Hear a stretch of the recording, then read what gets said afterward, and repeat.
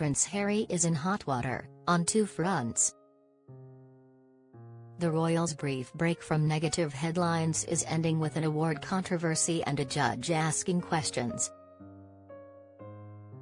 It's been a minute since Prince Harry hit the headlines, which is probably exactly as his communications team, and any summer vacations they've got booked, would want it. Alas for those 4th of July time-off requests. It seems like the outrage generation machine was not sleeping. It was turbocharging, and repaid the Duke for his quiet stretch in the public eye with not one, but two less than ideal headlines hitting the news cycle, perfectly timed to land in the summer celebrity news slump.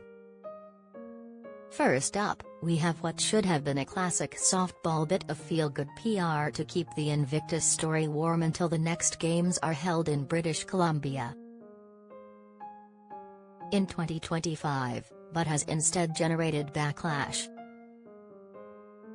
Which, to be fair, anyone who's seen the negative reaction to any of the awards or honors Harry and Meghan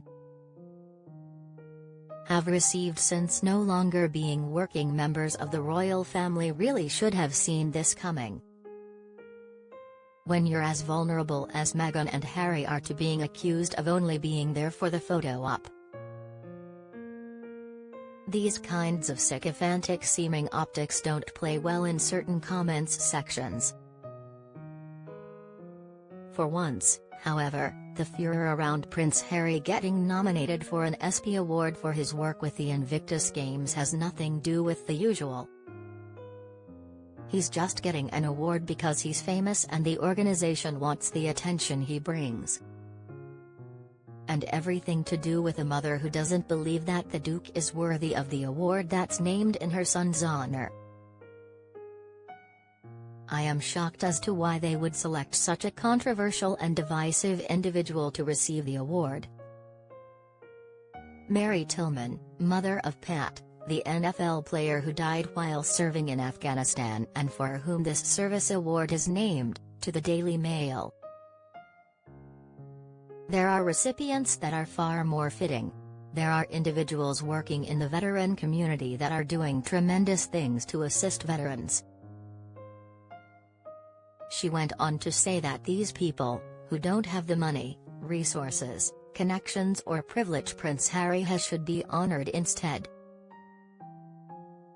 It's worth noting that Mary Tillman's comments appear in the Daily Mail, a tabloid that is notoriously, unsympathetic to the Duke and its coverage. Her views, it quickly became clear, don't reflect that of the actual foundation that supports the award in Pat Tillman's name. For starters, Mary's claim that she wasn't consulted about choosing Prince Harry is less powerful. When you learn that she hasn't been consulted about any recipients of the Pat Tillman Award for Service, ever. She is also not on the leadership team at the Pat Tillman Foundation, which is led by Tillman's widow, and which ESPN made clear was part of the decision to honor Prince Harry. ESPN, with the support of the Tillman Foundation, is honoring Prince Harry, Duke of Sussex, specifically for the work of the Invictus Games Foundation as it celebrates its 10th year promoting healing through the power of sport for military service members and veterans around the world, the sports broadcaster said in a statement. While we understand not everyone will agree with all honorees selected for any award, the Invictus Games Foundation does incredible work, and ESPN believes this is a cause worth celebrating. There's been no comment from Harry's camp, which seems to indicate we'll be seeing Harry at the ESPY Awards broadcast on July 11. Hosted by close friend of Meghan Serena Williams. The second controversy Harry finds himself embroiled in is related to his ongoing legal action against various tabloid newspapers. And given that it involves a judge ordering him to explain himself is a little harder to dismiss as manufactured controversy.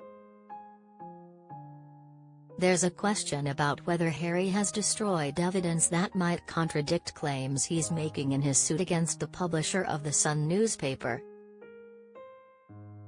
whom he and 40 other people accuse of illegal information gathering in its quest to find and publish stories. The trial is only set to start in 2025, but the tabloid's lawyers recently came before the judge in the case to request access to some of the evidence Harry and his team are using. This led to the judge concluding that there was evidence a large number of potentially relevant documents and confidential messages between Harry and the ghostwriter behind Spare had been deleted. This matters because these messages, which seem to have been sent using the encrypted Signal app, might pertain to the unlawful information gathering Harry is suing the tabloid over.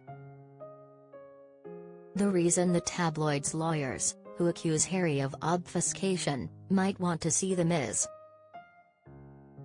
because they could potentially tell a different story than the one he's bringing before the court. Specifically, they're trying to get the case thrown out by demonstrating that Harry knew he had a claim long before he says he did. Crucial when there is a limitation on how long you have to file a claim once you're made aware of any potential illegal activity. The prince, through his lawyers, claims he can't share these messages because they have been wiped. It also turns out that all drafts of Spare have also been destroyed. The judge, who says it is not transparently clear what happened, has authorized a wider search of Harry's computer, text messages and WhatsApp between 2005 and 2023, and asked him to write a witness statement laying out why the messages with his ghostwriter are missing. Harry's lawyers, for their part, say the tabloid is engaging in a classic fishing expedition. They've responded by accusing Harry's team of creating an obstacle course,